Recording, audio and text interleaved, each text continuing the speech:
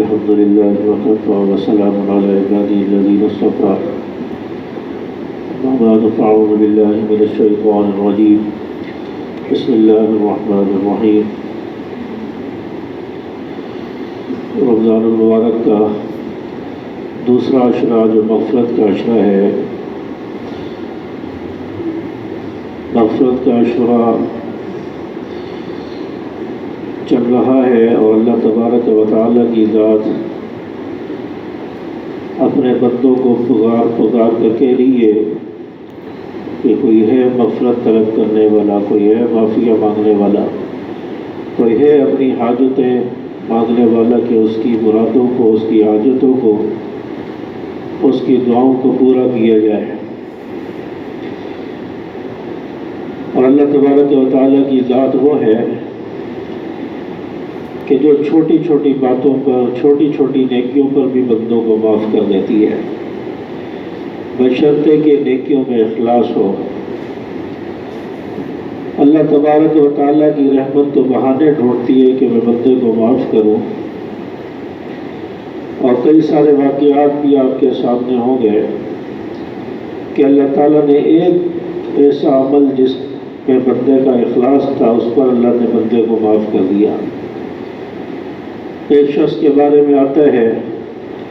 کہ اس کی کوئی نیکی نہیں تھی، گناہ گار تھا، لیکن جب اس کا انتقال ہو جاتا ہے کسی نے اس کو خواب میں دیکھا کہ وہ جنت میں ٹہل رہا ہے، تو پوچھا کہ تم جنت میں کیوں ٹہل رہے ہو، تمہاری تو کوئی نیکی ہمیں نظر ہی نہیں آئی۔ وہ کہنے لگا کہ اللہ تعالیٰ نے مجھے ایک ہی نیکی پر بخش دیا ہے اور ایک نیکی کی وجہ سے جنت میں بھیج دیا۔ اور وہ نیکی کیا تھی؟ کہنے لگا کہ جب میں رات کو سو رہا تھا اور میں نے کروٹ بدلی تو اس وقت میری زبان سے بے ساختہ لفظ اللہ نکل گیا، اور اس لفظ اللہ میں اتنا اخلاص تھا کہ اللہ تعالیٰ کو یہ بات پسند آئی اور یہ جملہ پسند آیا۔ اللہ تعالیٰ نے اس لفظ اللہ کہنے کی وجہ سے میری بخشش فرما دی اور مجھے جنت میں بھیج دیا۔ تو اللہ تعالیٰ تو چھوٹی چھوٹی باتوں پر بھی بندے کو بخش دیتا ہے۔ ایک صحابی ہیں جنہوں نے صبح کلمہ پڑھا، پھر جہاد میں شریک ہو گئے، جہاد میں جا کر شہید ہو گئے۔ ابھی کوئی نماز کا وقت نہیں آیا اور کوئی نماز نہیں پڑھی، پہلے ہی شہید ہو گئے، شہادت کا جام نوش کر لیا۔ اور اللہ تعالیٰ نے اس شخص کو، اس صحابی کو کلمہ پڑھنے کی وجہ سے صحابہ کی صف میں شامل فرمایا اور جنت کا مستحق بنا دیا۔ تو انسان سچے دل سے اگر کلمہ پڑھ لے، اخلاص سے کلمہ پڑھ لے اور نیکیاں کم بھی ہوں لیکن اخلاص کے ساتھ ہوں، دائمی ہو، ہمیشگی ہو نیکی میں، تو اللہ تعالیٰ ایسے شخص کو ضرور بخش دیتے ہیں اور جنت میں ضرور داخل فرمائیں گے۔ حضرت علامہ ابن قیم رحمۃ اللہ علیہ ایک بہت بڑے بزرگ گزرے ہیں، انہوں نے اپنا ایک واقعہ ذکر فرمایا ہے اور فرمایا کہ ایک مرتبہ میں راستے میں جا رہا تھا تو میری نظر ایک گھر کے دروازے پر پڑی کہ ماں اپنے بیٹے کو زبردستی گھر سے باہر نکال رہی ہے اور اس کو کہہ رہی ہے چل گھر سے باہر نکل جا، تو نے تنگ کیا ہوا ہے، اور باہر نکال کر زبردستی اس کو باہر نکالتی ہے اور گھر کا دروازہ بند کر دیتی ہے۔ بچہ کافی دیر تک دروازہ بجاتا رہتا ہے لیکن ماں دروازہ نہیں کھولتی۔ بچہ پھر گلیوں میں گھومتا رہتا ہے، در بدر کی ٹھوکریں کھاتا رہتا ہے، پھر وہ گھوم گھام کر پھر گھر کے دروازے پر آتا ہے، ماں کو آواز دیتا ہے، دروازہ بجاتا ہے لیکن والدہ دروازہ نہیں کھولتی۔ پھر یہ بچہ گھومتا رہتا ہے، گھوم کے پھر تک ہار کے گھر کے دروازے پر آتا ہے، پھر دروازہ بجاتا ہے لیکن دروازہ نہیں کھلتا۔ حضرت علامہ ابن قیم رحمۃ اللہ علیہ فرماتے ہیں میں یہ منظر دیکھتا رہا اور کئی مرتبہ یہ بچہ دروازے پر آیا لیکن دروازہ نہیں کھلا۔ پھر یہ بچہ تھک ہار کر دروازے کے باہر ہی بیٹھ گیا اور بیٹھے بیٹھے اس کو نیند آئی اور وہیں پر سو گیا۔ والدہ نے دیکھا کہ کافی دیر ہو گئی ہے، بچہ دوبارہ گھوم کر نہیں آیا، دروازہ نہیں بجایا، تو جب ماں نے دروازہ کھولا دیکھا تو بچہ اپنے گھر کی دہلیز پر سویا ہوا ہے، نیند میں ہے۔ ماں کو اس پر ترس آیا اور ماں کی آنکھوں سے آنسو بھی نکل آئے اور کہا کہ تو جیسا بھی ہے تو میرا لخت جگر، ہے تو میرا بچہ۔ اس کو اپنی ماں اپنی آغوش میں لے لیتی ہے، اپنی باہوں میں لے لیتی ہے اور اس کو گھر میں لے جاتی ہے۔ تو بالکل اسی طرح اللہ تبارک و تعالیٰ کی ذات بھی، اگر کوئی شخص گناہ کر چکا ہے اور گناہ کر کر کے در بدر کی ٹھوکریں کھا رہا ہے اور در بدر پہ گھوم رہا ہے،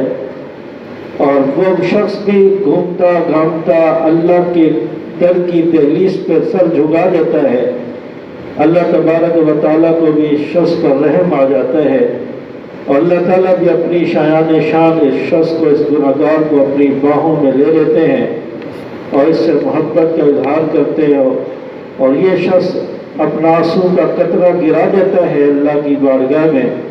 تو اللہ تعالیٰ اس کے بھی سارے گناہوں کو معاف فرما دیتے ہیں۔ انسان ایک قدم اللہ کی طرف بڑھاتا ہے، اللہ تبارک و تعالیٰ 10 قدم چل کر اس کے پاس آتے ہیں۔ تو اللہ کی ذات تو وہ مہربان ذات ہے۔ تو انسان گناہ کر کر کے، برائیاں کر کر کے، در بدر کی ٹھوکریں کھا کھا کے اب اللہ کی بارگاہ میں آیا ہے،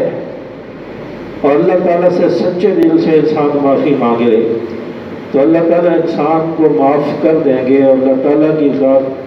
معاف کرنے والی ہے، اور اللہ تعالیٰ کی ذات تو چھوٹی چھوٹی باتوں پر اور بہانے ڈھونڈ کر بندے کو معاف کرتی ہے۔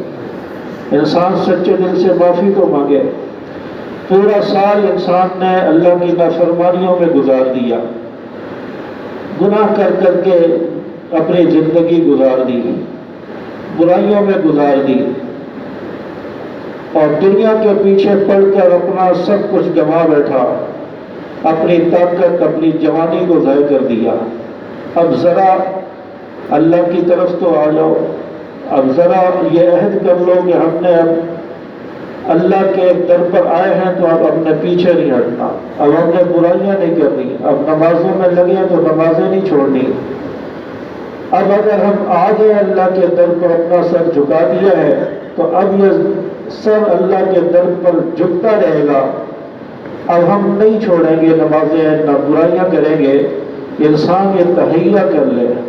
پوری زندگی انسان نے برائیوں میں لگا دی، در در کی ٹھوکریں کھا کر گزار دی، لیکن کچھ حاصل نہیں ہوا، پریشانی ہے، بے سکونی ہے، بے چینی ہے، ٹینشن ملی ہے۔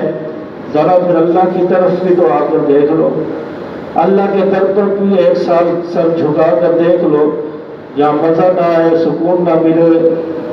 رزق میں برکتیں نہ ہوں اور یہ چیزیں حاصل نہ ہوں، تو پھر کہیں تو اللہ کے در پر انسان ذرا جھک جائے اور اللہ کے پاس آ جائے تو یہاں سے انسان کو بہت کچھ حاصل ہوگا، یہاں سے انسان بہت کچھ حاصل کر سکتا ہے۔ تو اس لیے انسان اب در بدر کی ٹھوکریں کھا کر اب آیا ہے تو اب اللہ کے گھر کے ساتھ اس کا دل لگا رہے، ٹچ رہے، انسان غفلت میں نہ پڑے، اپنے رب کو راضی کر لے۔ آج دیکھیں انڈیا کے اندر جو وبا پھیلی ہوئی ہے اور ایک وہاں پر قیامت کا سامان بنا ہوا ہے، اور یہ ہندو اور یہ سکھ وغیرہ یہ بھی لا الہ الا اللہ کی صدائیں لگا رہے ہیں، یہ بھی لا الہ الا اللہ پڑھ رہے ہیں، یہ بھی کلمے کا ذکر کر رہے ہیں۔ اور ابھی کچھ دن پہلے ایک ویڈیو دیکھ رہا تھا کہ وہاں کے جو پولیس والے وہ اعلان کر رہے ہیں گلیوں میں